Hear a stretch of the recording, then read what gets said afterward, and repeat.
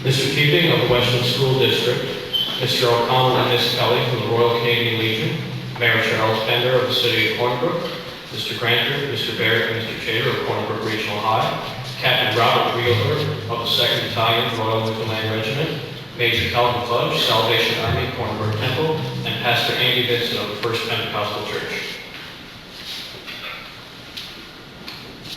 The President of Branch 13 of the Royal Canadian Legion, Mr. Al O'Connell, will now bring his greetings. Mr. O'Connell. Special guests, teachers, students, parents, friends all. So look out here amongst this crowd. You are our future. So the things that we have to remember must be passed on to you. On the 11th day of the 11th hour of the 11th month, Canadians are asked to pause for a moment for the thousands of men and women who sacrificed their lives for the freedom and the democracy which we have today. World War I, 1914-1918. The Second World War, 1939-1945. The Korean War, 1950-1953. And now, the Gulf War and Afghanistan. Now, I don't wish to talk about war. I want to talk to you about the poppy that you wear. Why is it the symbol that Canada uses for remembering its war dead? It first came into being in the 19th century when it was noticed that after some of the battlefields were turned into graveyards, the blood red poppy seemed to start to grow in those areas.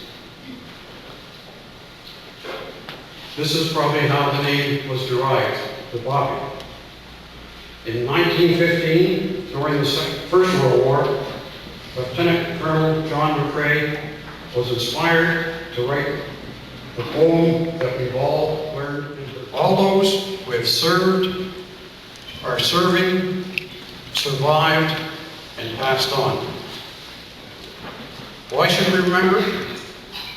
Simply, war is not the solution to peace. How do we remember? On November 11th, we as a nation gather together to remember our fallen comrades, and we wear this poppy proudly. But not only on November 11th, we should also remember our veterans all year long. Our Peacekeeping Association has put out a challenge to you, students. Go to a grave site and find a veteran's grave. Take down the information and do a research on that veteran. Contact our Legion to find out how you can turn your information in, and to my understanding from our Peacekeeping Association, this could be a rewarding experience. Now I'd like to close with our active remembrance. They shall not grow old as we are left grow old. Age will not weary them, nor the years condemn. At the going down of the sun and in the morning, we will remember them. Thank you.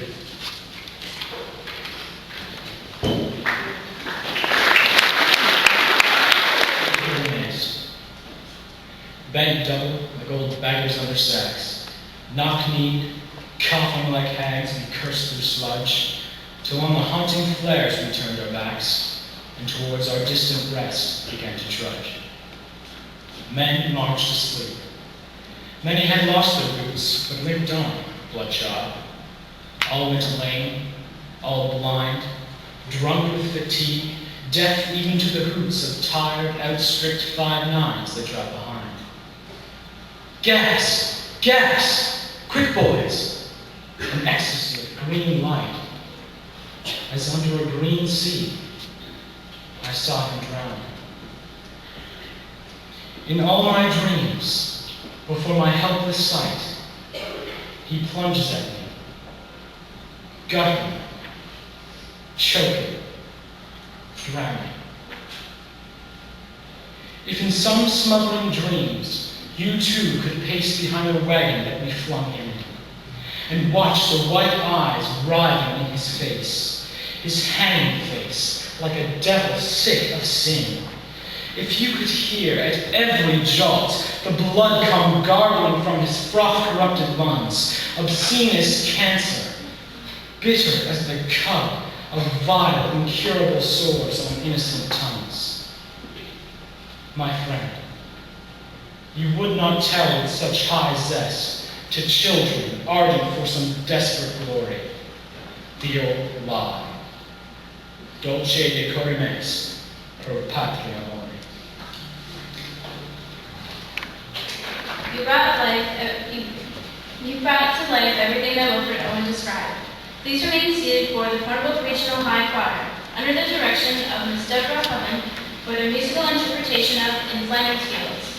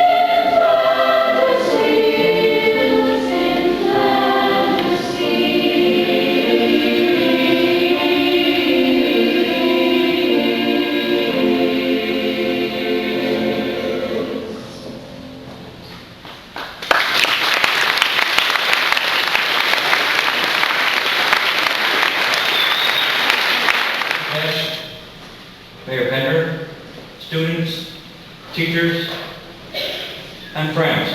Thank you for the invitation. It is indeed a privilege on such an occasion. As mentioned in my introduction, I am a reservist, and I am originally from here in Cornerbrook. I live on the north shore of the Bay of Islands. Been involved with the reserve for the last 27 years.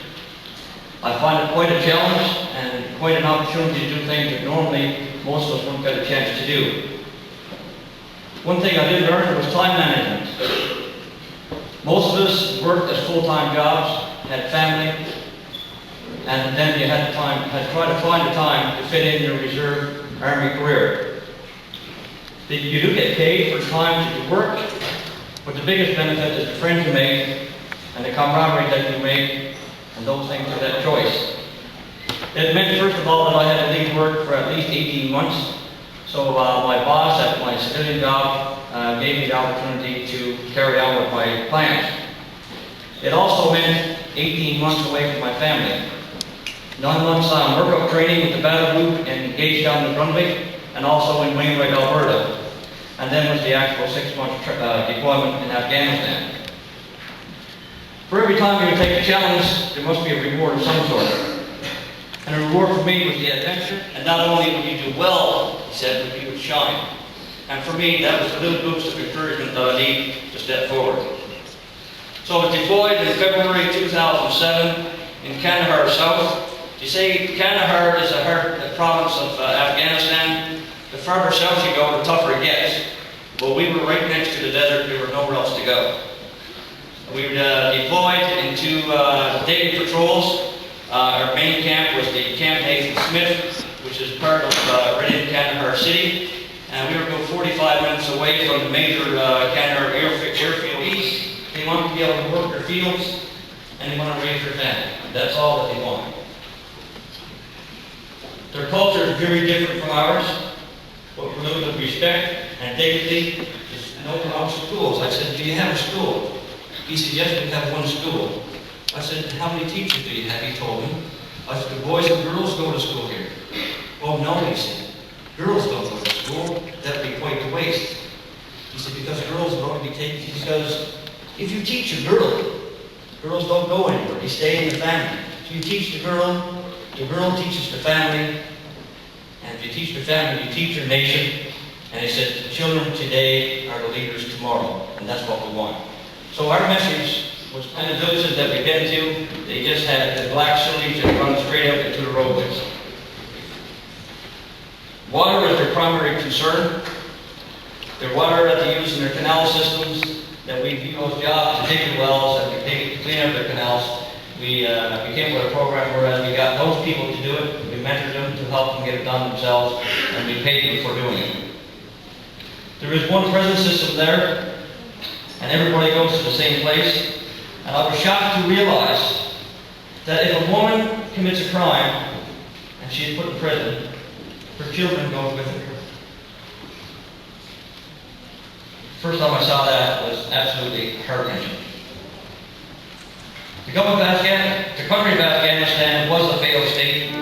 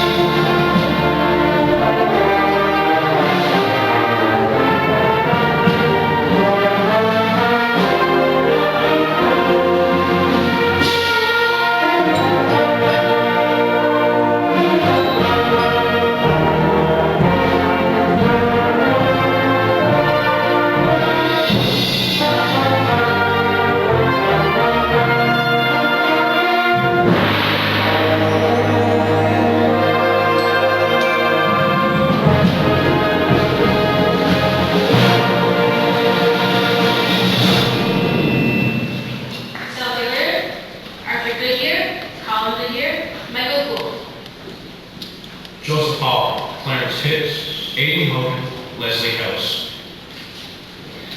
Reginald Hunger, Benjamin Curley, George James, William Kennedy, Herbert Stratton, Walter Strickland, Peter J. Owen. Urbino Billion.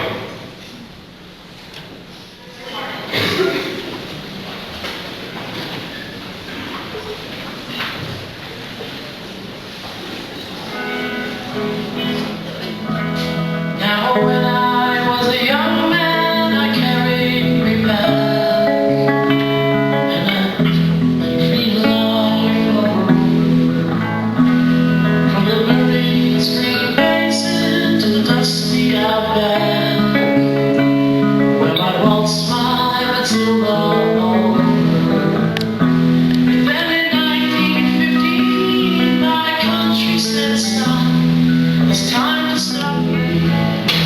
So they gathered the crippled, the wounded, the lame, and they shipped us back home to Australia. The legless, the armless, the blind, the insane, those proud wounded heroes of Somalia. As our ship pulled into a circular queue, I looked at the blood above, who will come waltzing till love with me. First I came to the communists, and I didn't speak up because I wasn't a communist. Quand ils sont venus chercher les communistes, je n'ai rien dit, je n'étais pas communiste. Then they came to the trade unions, and I didn't speak up because I wasn't a trade unionist. Quand ils sont venus chercher les syndicalistes, je n'ai rien dit, je n'étais pas syndicaliste. Then they came to the Jews, and I didn't speak up because I wasn't a Jew. Quand ils sont venus pour les juifs, je n'ai pas protesté, je n'étais pas juif. Then they came to the Catholics, and I didn't speak up because I wasn't Catholic. Quand ils sont venus chercher les catholiques, je n'ai rien dit, je n'étais pas catholique. Then they came to the Protestants, and I didn't speak up because I wasn't Protestant. Quand ils sont venus chercher les protestants, je n'ai rien dit, je n'étais pas protestant. And then they came for me, and there was no one left to speak up for me. Puis ils sont venus chercher. Et il ne restait personne pour protester.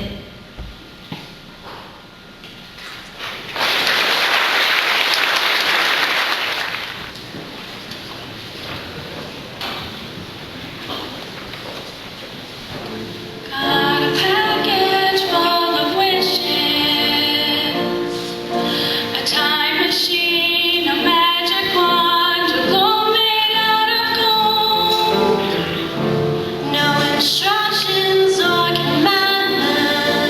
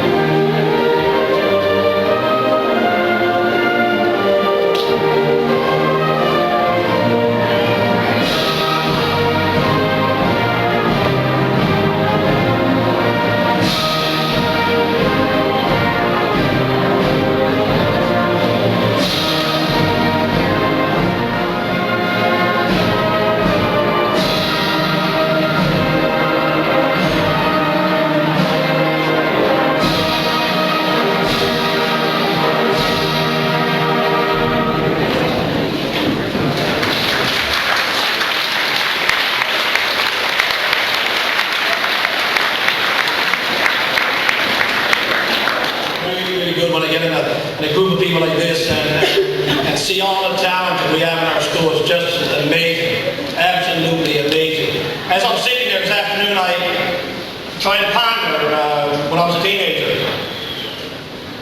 And my uncle returned from the Second World War and lived to be in his 80s. And I remember him saying one day, he would get up in the 70s and 80s and live near the ocean, and he would walk into the ocean on many occasions, take little stones and just throw in the water. When I was about 13 or 14, I said to him one day, I said, why do you take stones and throw in the water? And his response was the one that I didn't expect to get. His response to a teenager was, because I can. Didn't understand it then. But 30 years later, I understood what it meant by the simple thing of being able to take a stone and throw in the ocean. Because others went to other countries and fought for the freedoms, the little things that we have. Because I can. On Tuesday of next week, when you see veterans walk down West Street in our city, just think, because I can. Do all of the little things that others, even today, can't do. And that's what it was all about. So again, I want to thank the parents for coming. There are a number of parents here. I know there's some members of school council here. I want to thank the teachers. Most importantly, I want to thank the students, the band, the choir, everyone for such a wonderful, wonderful job in our Masters of Ceremonies as well.